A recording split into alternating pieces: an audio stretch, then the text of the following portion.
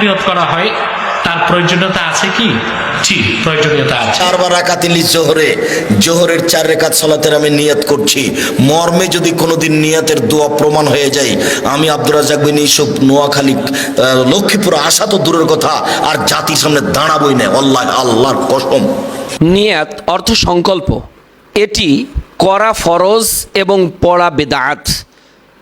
আবারও বলছি, নিয়াত ফরজ।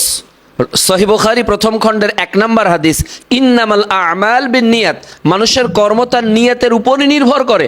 কাজেই নিয়াত করা ফরজ, আর মুখে নিয়াত উচ্চারণ করা গতানুগতিক বিভিন্ন প্রচলিত বইয়ে এই প্রচলিত আরবির যে নিয়াতগুলো বলা হয় সালাতের পূর্বে, উজুর পূর্বে, সাহারির পূর্বে, ইফতারির পূর্বে, বিভিন্ন ফরজ সালাতের ক্ষেত্রে ভিন্ন ভিন্ন যে নিয়াতগুলো পড়া হয় এগুলো বেদাত।